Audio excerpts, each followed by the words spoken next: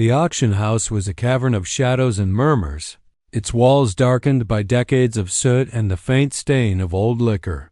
Flickering chandeliers cast a dull golden glow over the polished wooden floorboards, their uneven timbre echoing with every step. The air was heavy, thick with dust, the scent of leather, sweat, and old money clinging to every corner. A low hum of conversation and occasional laughter drifted through the room, punctuated by the sharp hammer of the auctioneer's gavel that cut like a knife through the din dot at the far end of the room. The door swung open, and she was brought forward.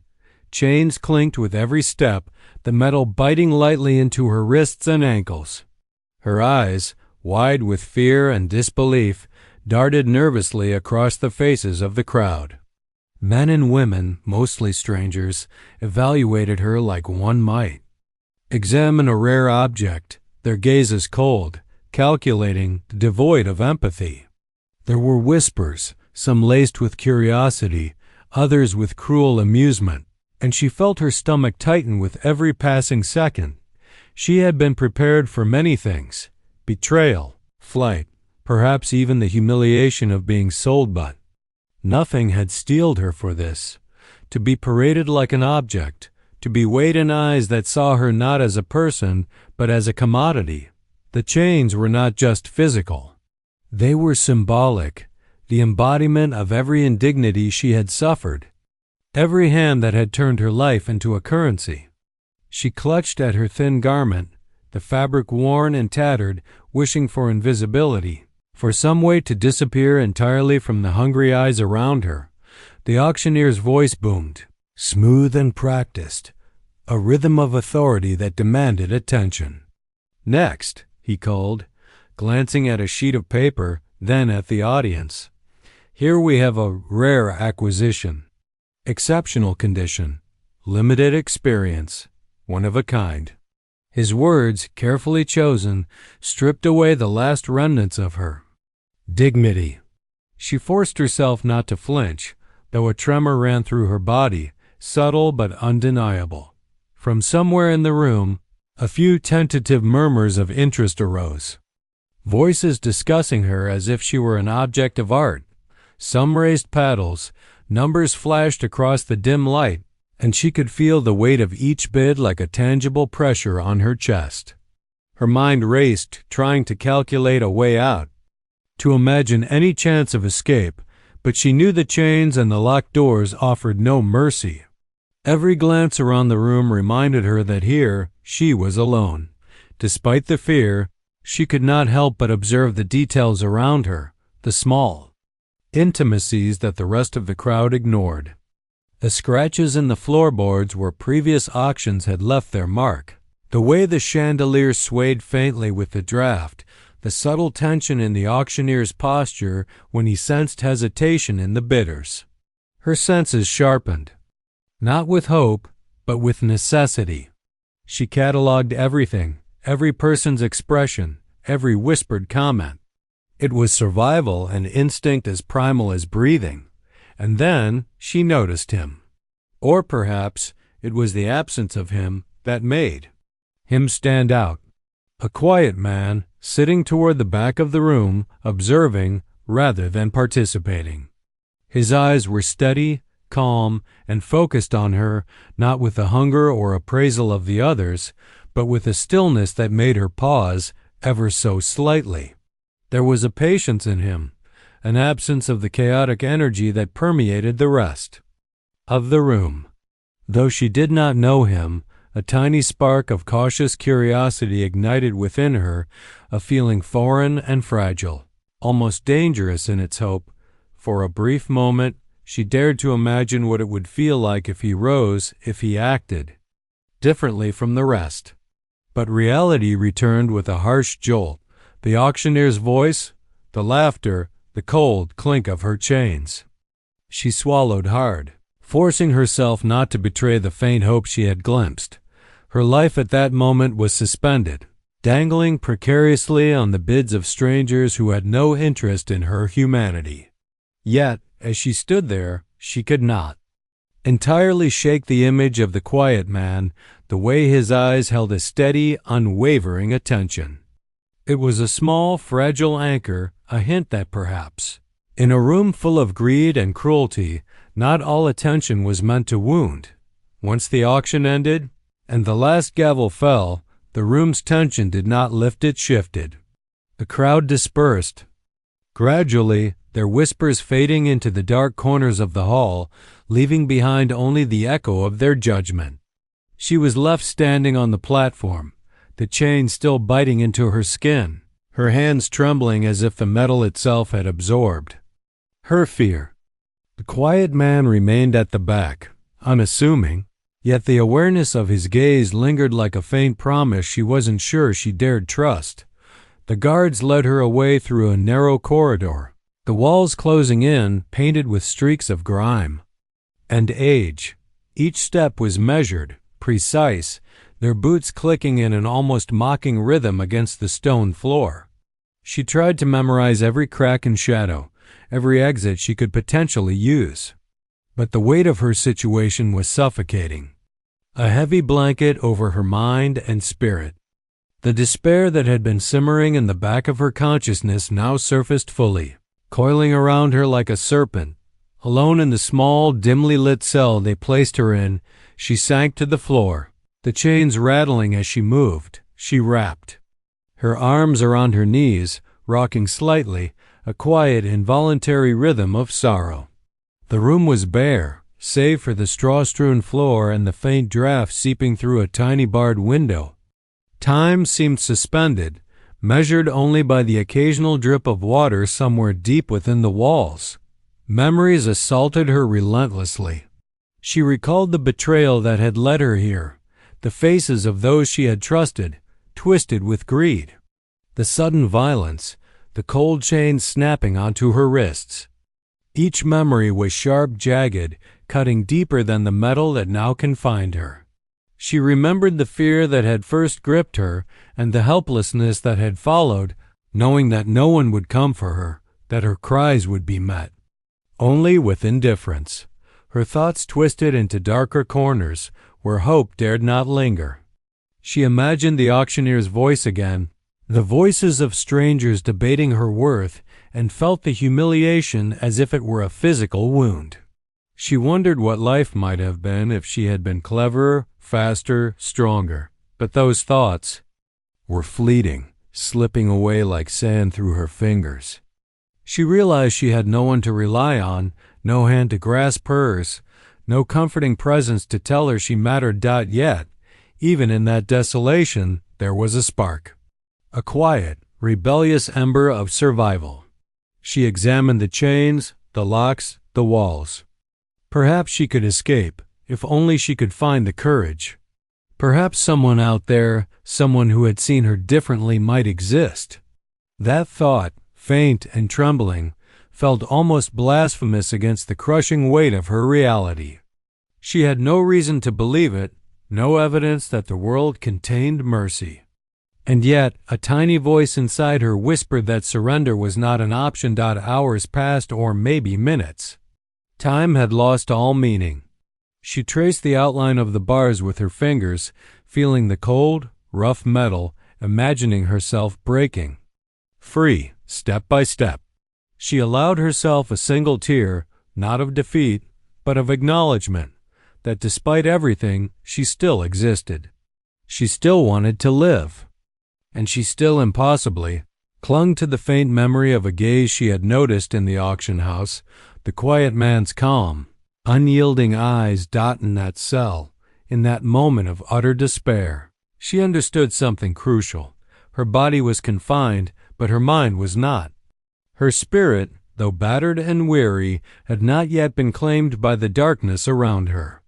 And somewhere deep within her, she began to gather the fragments of hope, fragile though they were, like shards of glass reflecting the faintest light. She curled into herself, exhausted but awake, a plan unformed yet taking root. If the world had forsaken her, she would have to find her own path, wait for her own chance. And somewhere, at the edge of that hopelessness, she held on to a single, quiet thought that maybe, just maybe, someone had truly seen her as more than a prize, more than a possession. And if that person existed, perhaps he could change everything. The next morning, or perhaps it was the same morning she had been brought in. Time blurred in the confines of her cell. The sound of footsteps echoed differently than before. Not the harsh, deliberate stomp of the guards, but lighter, measured, and deliberate in a way that suggested purpose without threat. She pressed herself against the wall, chains clinking softly, heart hammering. Every instinct told her to be wary. After all, her life had been nothing but caution and fear since the auction. The door to her cell opened without a key turning in the lock. A small detail she noted immediately, her mind analyzing, questioning. Standing in the doorway was a man, unlike anyone she had seen in the auction house. His presence was quiet, understated, yet impossible to ignore. He did not wear the smug arrogance of the bidders, nor the harsh authority of the guards. Instead, his posture was relaxed, almost casual, his hands at his sides, eyes calm and steady. There was an unspoken confidence about him, a sense that he did not need to prove his power through noise or force. He said nothing at first. He simply observed her, letting the silence stretch, as if allowing her to decide whether she could trust him or whether she even wanted to. Her first instinct was to recoil, to retreat deeper into herself, but something in his gaze held her in place. There was no hunger there, no judgment, only awareness, sharp yet patient, as though he were seeing not what she was forced to be, but what she could become. Finally, he spoke, his voice low and calm. "You don't need to be afraid," he said, and the simplicity of the words struck her. They were not extravagant, they were not promises of miracles, but there was an authority in them that did not command, it reassured. He did not move closer, did not reach for the chains. He simply watched, giving her space while projecting a sense of protection that was both foreign and strangely comforting. Her mind raced. Who was he? Why was he here? She had grown used to being treated as property, a thing to be owned, judged, or discarded. The idea that someone might care enough to intervene, yet remain patient and unobtrusive, felt alien. She wanted to question him, to demand answers, but her voice was small, hoarse, nearly broken by days, or was it hours? Of fear. "Why are you here?" She finally whispered, her voice cracking, betraying the tension in her chest. He tilted, his head slightly, not in mockery, but in thought. "Because no one should be left like this," he said simply. There was no sermon, no speech about morality, just a quiet acknowledgment of her suffering. And in that moment, she realized she had not been seen in this way before. Not really. People had noticed her body, her value, her utility, but not her. The quiet man reached into his pocket and produced a small, simple key. Her eyes widened, and a rush of disbelief surged through her. Could it be so easy? Could freedom be handed to her, so unceremoniously, by someone who seemed so ordinary yet extraordinary all at once? He moved closer, gently, without urgency, and unlocked the chains that bound her wrists. The metal fell away with a soft clatter, a sound she had imagined 1,000 times in the darkest hours of the cell, but never thought she would hear for real. The weight of the chains had been physical, but their removal unleashed something far heavier, the realization that her captivity was not permanent, that the world might hold more than cruelty, that hope could exist outside of imagination. She rubbed her wrists, half in disbelief, half in pain, and for the first time in what felt like forever, she allowed herself a small, fragile breath of relief that he did not speak again immediately. Instead, he offered her a hand not to lead, not to pull, but simply to indicate that he would walk beside her if she chose. And in the quiet of that dim cell, the clatter of chains replaced by the silence of trust, she felt something shift deep within herself. The fear was not gone, but it was tempered by a glimmer of possibility that this man, whose quiet presence had entered her life without ceremony or demand, might be the key not just to her freedom, but to a future she had never dared imagine. And, as she took his hand, tentative and trembling, the first threads of hope began to weave themselves into the tapestry of her broken, uncertain life. The next time she saw him was back in the auction hall itself, though it felt entirely different. This time less like a place of judgment, more like a threshold. The crowd had not dispersed entirely, but the atmosphere had shifted subtly. Some faces still lingered with curiosity, others with suspicion. She was brought forward once more, the chains replaced by simple restraints that felt far lighter, but the memory of the clinking metal still weighed on her. The auctioneer's voice rang out again, booming and sharp, but she barely registered it. Her attention was fixed on the quiet man standing near the back, calm and composed as ever. He did not wave, shout, or make any grand gesture. He simply stood, observing her with the same unwavering attention, as if measuring not her worth in bids, but her potential. Then, with a smoothness that seemed almost impossible in the chaos around him, he lifted his paddle. The room, momentarily, held its breath. There was no fanfare, no dramatic declaration. Just a single bid, clear and precise, cutting through the noise like a blade. The auctioneer's eyebrows lifted in surprise. Murmurs spread through the crowd. "He's buying her?" One whispered. Another scoffed. "Why bother? There's nothing special here." But he did bother. He placed a second bid, then a third, and still no one could match him. There was no greed in his movements, no desire to assert dominance, just determination, quiet and unshakable. With each gavel strike, the room seemed to shrink around her. The once imposing crowd, so full of judgment and curiosity, felt distant, almost irrelevant. She realized, with a mixture of fear and awe, that she had been removed from their world of appraisal and placed into someone else's, a world she could barely imagine. The final hammer fell, and the auctioneer's voice rang out, declaring. Her sold. Relief and disbelief surged through her, mingled with a residual tension. She did not yet understand him, nor why he had chosen to purchase her, but for the first time in what felt like an eternity, she sensed an opening, a crack in the walls that had imprisoned her life. As the guard stepped aside, he moved forward. There was no flourish, no public display. He simply approached her, his calm presence a stark contrast to the chaos that still hummed around them. He unlocked the light restraints, his hand steady, his eyes holding hers with an intensity that was neither threatening nor invasive. It was as if he were silently communicating a simple truth.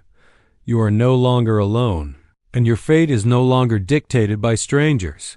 Her mind raced with questions, too many to speak aloud. Who was he? Why had he chosen her? What did he want from her? But she did not ask them. She could not. The tension, the hope, the disbelief, and the fear were all too much. Instead, she allowed herself a small, tentative step forward, a gesture of trust, even if she did not yet understand its meaning. He nodded slightly, acknowledging her movement, and gestured toward the exit. There were no words of reassurance, no grand promises, only the simple, unyielding presence of someone who had chosen to act when the rest of the world had done nothing. The quiet man, through his silent conviction, communicated a truth that words could not. That freedom, when offered by someone who truly sees you, is both rare and transformative. As they walked together out of the auction hall, the murmurs and stares faded behind them. She felt the weight of the crowd's judgment lift, replaced by a strange, trembling sense of possibility. The chains were gone, but their echo remained in her mind, a reminder of what she had endured and what she had survived. Yet even that, Echo carried a new meaning now, a reminder not of captivity, but of liberation. Outside, the air was crisp and unfamiliar, carrying scents she had long forgotten. The faint tang of earth, the warmth of sunlight, the distant murmur of life continuing beyond the walls of confinement. She breathed in deeply, tentative but alive, and felt the first real stirrings of hope. For the first time, she realized that her life had changed irrevocably, not because of luck, but because someone had seen her worth when no one else would. And, though she did not yet know where this new path would lead, she understood that the quiet man's purchase was more than a transaction, it was a doorway. A door to freedom, to choice, to a life she had scarcely dared imagine. And beyond that door lay a world she had never known existed.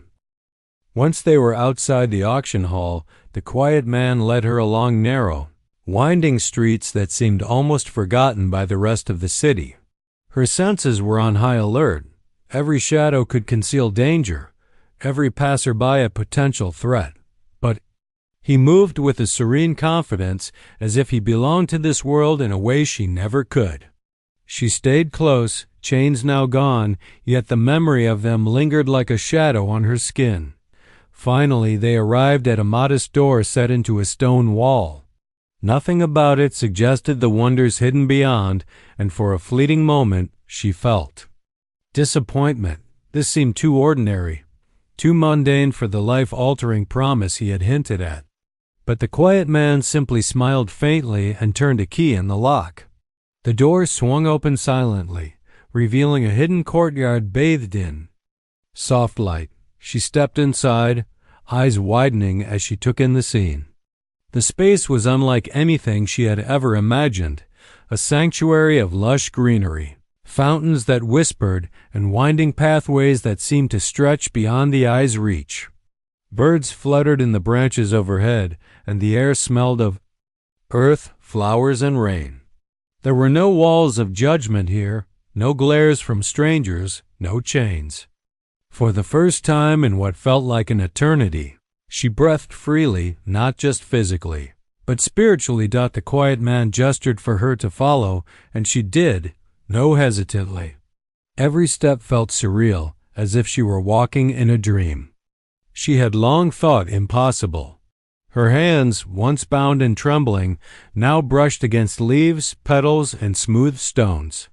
The textures, the scents, the very light of the courtyard, it all awakened something inside her, a part of herself she had thought lost forever. He led her to a small, ornate gate hidden behind a veil of ivy. With a deft movement, he unlocked it, revealing a tunnel of shimmering light beyond. She gasped, stepping closer, hesitant yet drawn by an irresistible curiosity.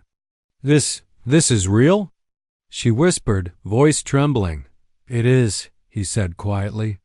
"Everything you've been denied, everything taken from you, it waits beyond this gate. But you must choose to step forward." His words were simple, yet carried a weight that pressed gently against her chest. This was not just freedom from chains, it was freedom of choice. Freedom to reclaim her life, freedom to enter a world that had been hidden from her until now. Her mind raced with doubt and fear. She had been sold, bought, chained, and abandoned. Could she trust that this new world would be different? Could she trust him? The weight of past betrayals tugged at her, threatening to hold her back. Yet, for the first time, she also felt a stirring of courage, fragile but undeniable. She had survived so much already. Perhaps she could survive this next step too. Finally. She nodded, more to herself than to him, and took a tentative step forward. Light enveloped her as the gate closed gently behind, and she felt the last vestiges of fear and doubt loosen their grip.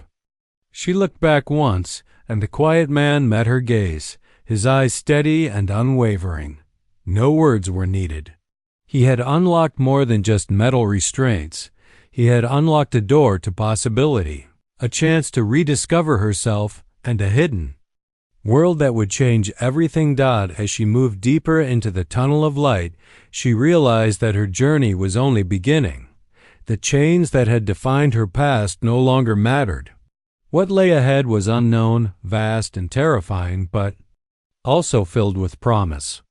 And for the first time, she felt the exhilarating, frightening thrill of true freedom. As she stepped fully into the tunnel of light, the world around her shifted.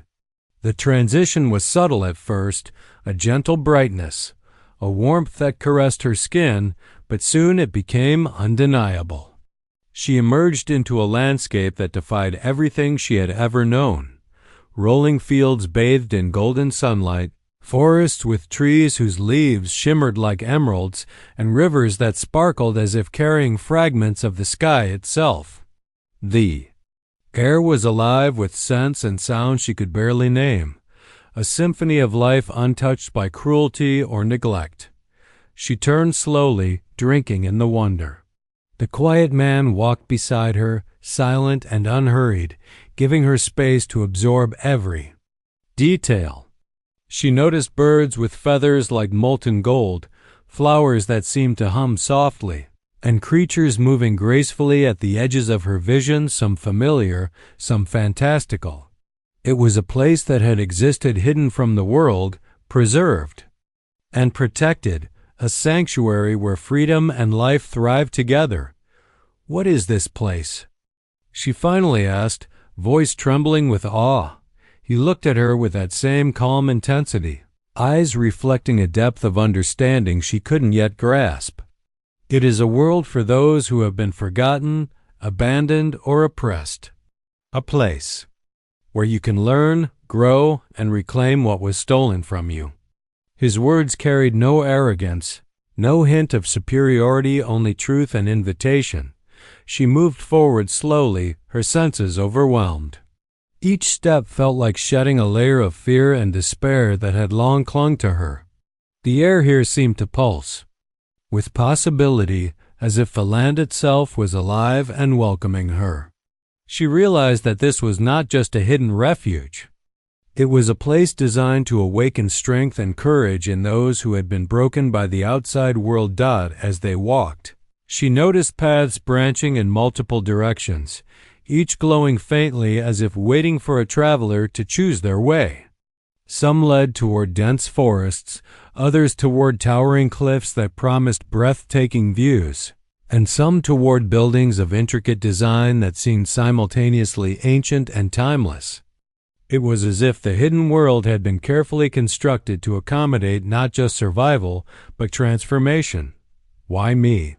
she asked quietly, still struggling to reconcile the grandeur of this place with her own sense of unworthiness. He paused, turning to face her fully. "Because you are capable of more than the world allowed. Because you deserve a chance to define your own path. And because the chains that bound you were never meant to stay." There was a pause, then he added, almost as an afterthought, "This world tests those who enter it, but it also rewards those who are brave enough to face what they find." Her heart raced. The reality of freedom was exhilarating, but it also brought fear, the fear of the unknown, the fear of failure, the fear of leaving the safety of what little familiarity she had left behind. Yet the quiet man's presence grounded her. He was not a protector in the traditional sense. He did not lead her by the hand or shelter her from danger. Instead, he walked beside her, offering the rare gift of unwavering faith in her ability to navigate this new world on her own. As the sun dipped lower in the sky, casting long shadows across the sparkling landscape, she felt a stirring inside her, a sense of purpose, fragile but growing. For the first time, she saw herself not as property, not as a victim, but as someone capable of choices, of agency, of transformation. The hidden world was vast and uncharted, but it was hers to explore, and for the first time in her life, she felt the intoxicating, terrifying thrill of being truly alive, and she understood, with clarity she had never known before, that the quiet man had not just bought her from an auction, he had introduced her to a world where she could finally become herself, unbound, unjudged, and free. The first few days in the hidden world were disorienting, exhilarating, and terrifying all at once.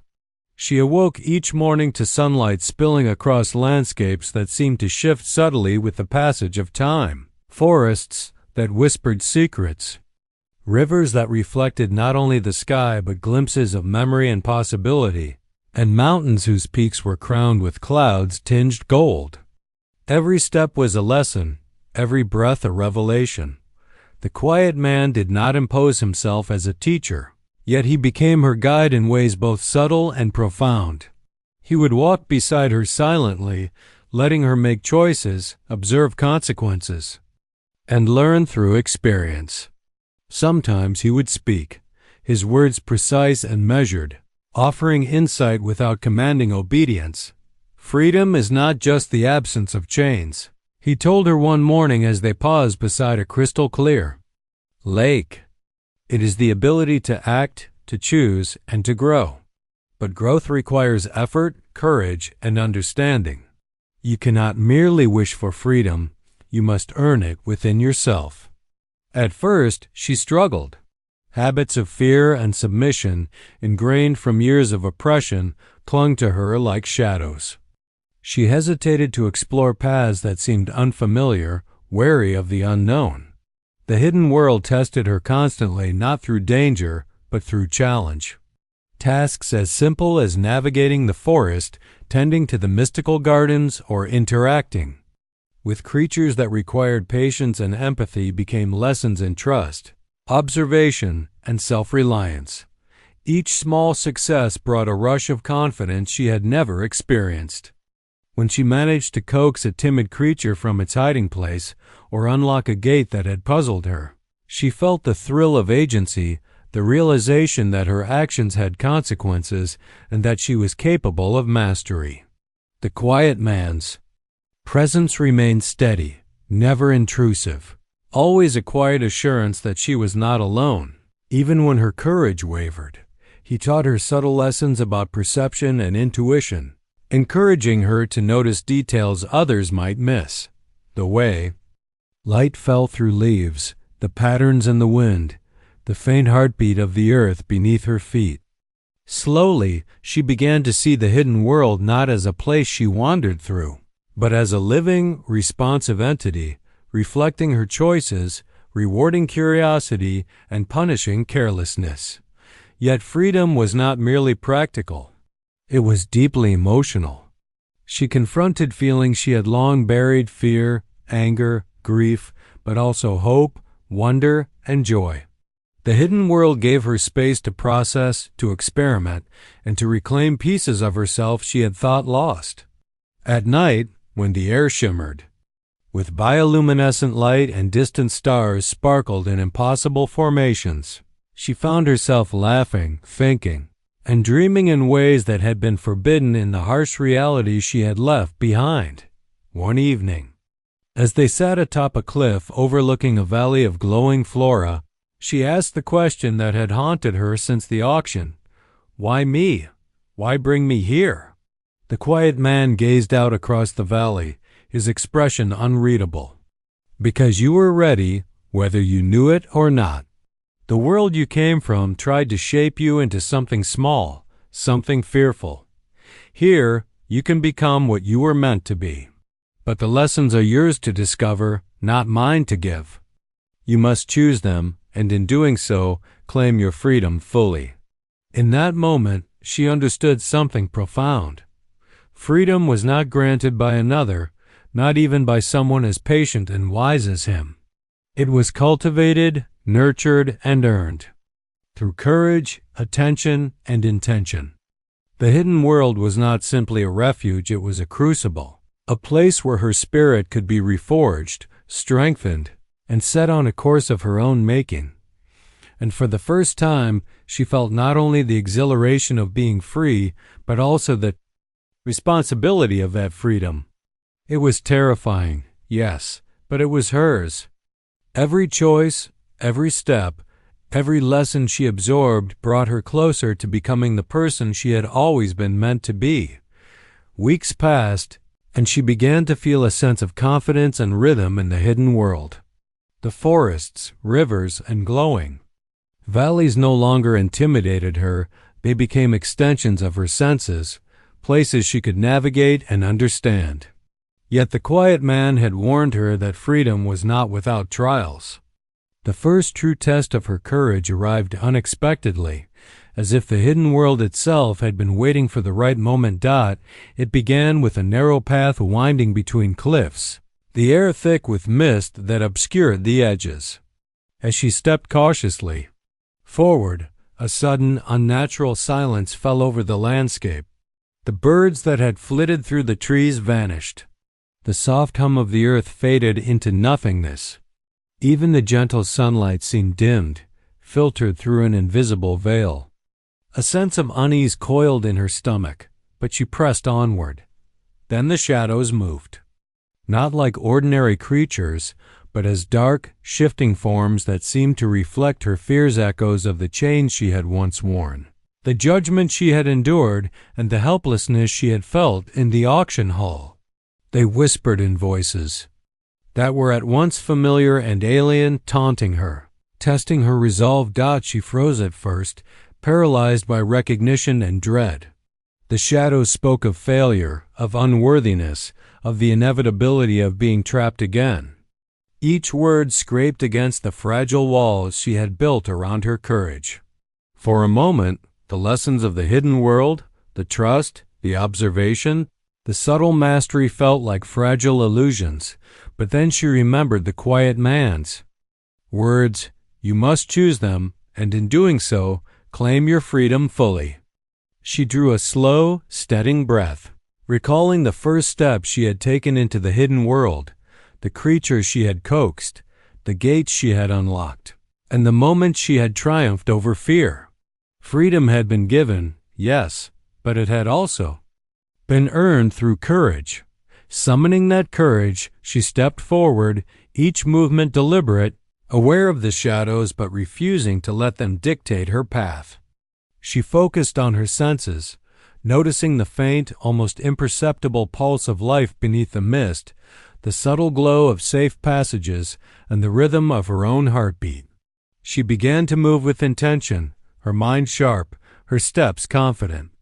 Shadows surged again, forming shapes that clawed at her confidence, but she refused to engage in fear. Instead, she acknowledged them, recognized them as remnants of her past, not her present, and moved past. Every stride became a declaration. She would not be bound again. She would not be silenced. She would not be diminished. Finally, she reached the center of the misty path, where a single, massive stone blocked her way. It was engraved with intricate symbols, glowing faintly, as if responding to her presence. Without hesitation, she traced the patterns with her fingers, recalling them. Lessons of observation and patience. Slowly, deliberately, she unlocked the mechanism embedded in the stone, and it shifted aside, revealing a passage filled with warm light and the hum of life returning. As she stepped through, the shadows dissipated entirely, retreating into the chi-like hensen of the 5 and the 2 I know inside into the entirely. Mist. The forest, the birds, the rivers, all of it returned, more vivid and alive than before. She turned to see the quiet man watching from a distance, his expression calm but approving. No words were exchanged. None were needed. She had faced the first trial and emerged not just unscathed, but stronger, more attuned to herself and the hidden world. The lesson was clear.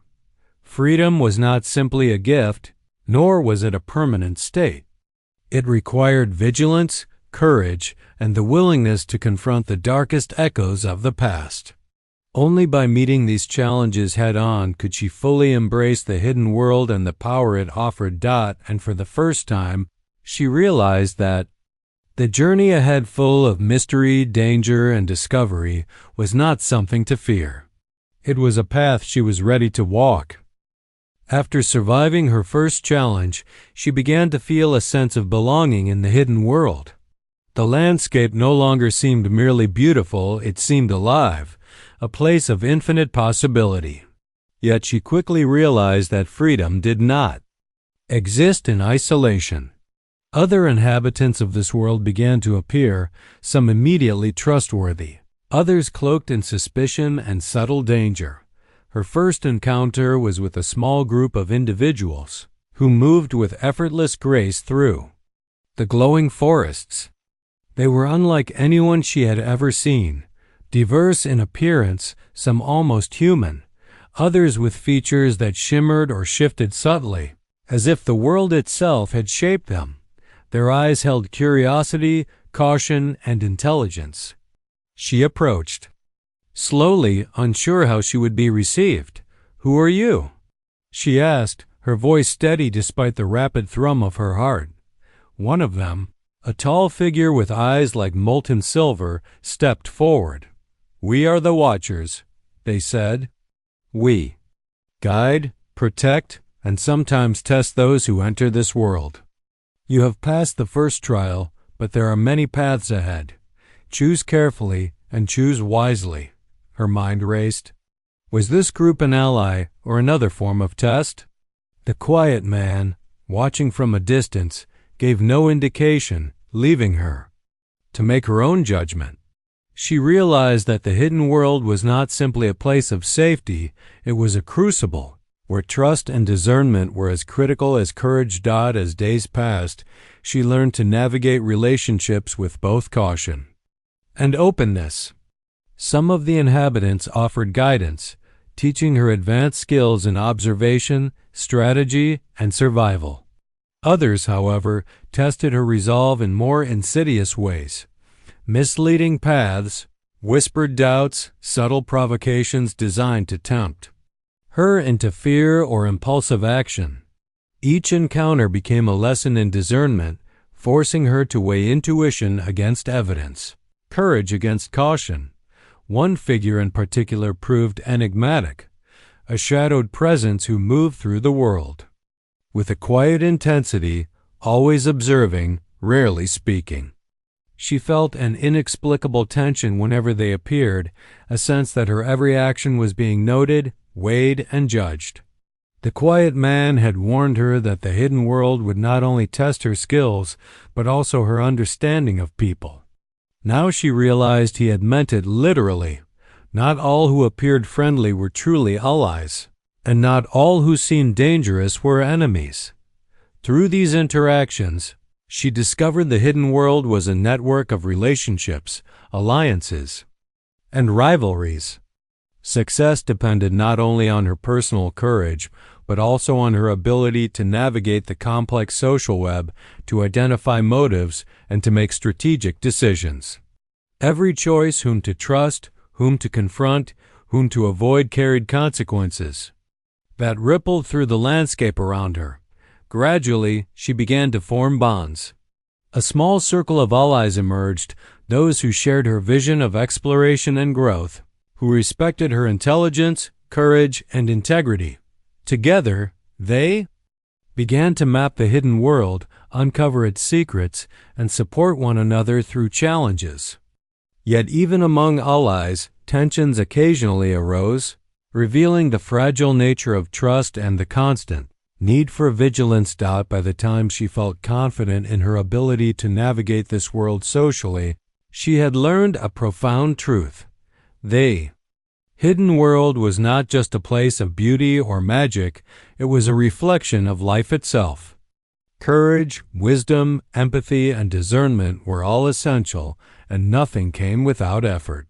Allies could lift her up, adversaries could push her to grow, and every interaction offered a lesson in power, morality, and self-awareness. As she stood on a cliff overlooking a valley that shimmered with both sunlight and shadow, she understood that she had moved beyond being a passive participant.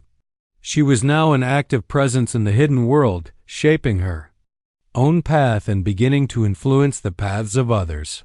The challenges ahead would be greater, but she no longer feared them. She was learning to meet them.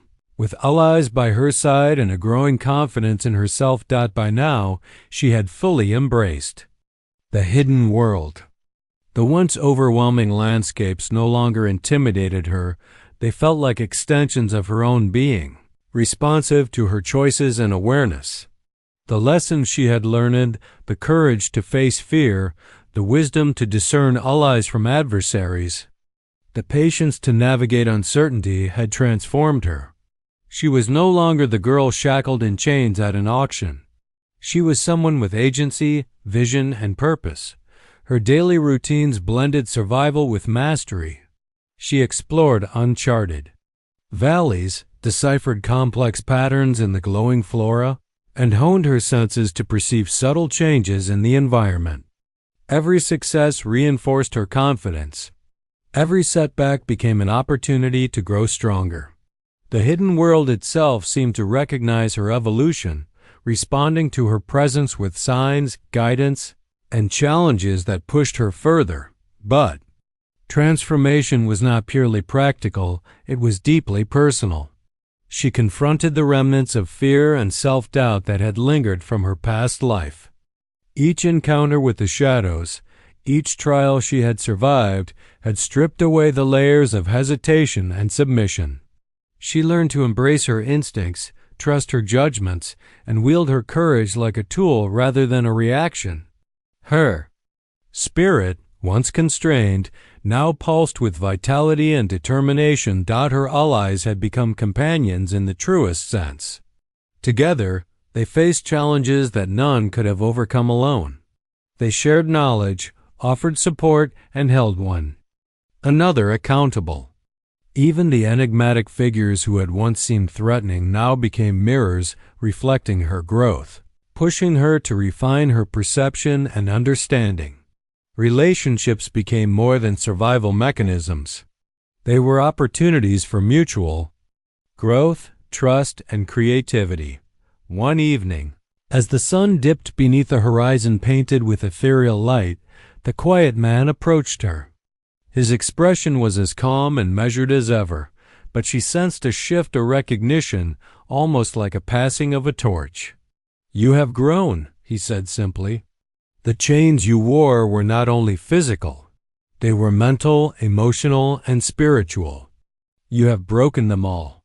Now the hidden world opens to you not as a refuge, but as a realm where you can shape destiny." Destiny. The word resonated deeply within her. She realized that her journey had been more than an escape. It had been a preparation. She had been trained, tested, and transformed not to remain hidden, but to act, influence, and protect. The hidden world had given her freedom, but it had also given her responsibility. She understood that she had the power to help others like her, to guide those who were lost or oppressed, and to preserve the balance of this magical realm. She looked around at the vibrant forests, the shimmering rivers, and the creatures that had become familiar companions. Every corner of this world was a canvas for action and creation, a reflection of her potential. She felt a thrill of purpose unlike anything she had ever known. The quiet man had unlocked more than doors. He had unlocked her capacity to become fully herself, unafraid, unbound, and unstoppable. In that moment, she made a silent vow to honor the freedom she had earned, to cultivate courage in herself and others, and to embrace the destiny the hidden world had revealed. She knew challenges would continue to arise, as they always did, but she was no longer the girl shackled at the auction. She was a force of transformation, a beacon of hope, and a master of her own path. As she turned to face the quiet man, he nodded slightly, a rare smile touching his lips. It was not a smile of pride in her, but of recognition, acknowledgement that the girl he had bought, unlocked, and guided had now become someone capable of shaping not only her own future, but the future of the hidden world itself. And for the first time, she fully understood. Freedom, courage, and purpose were inseparable. She had been given a second chance, and now she would define what it truly meant to live.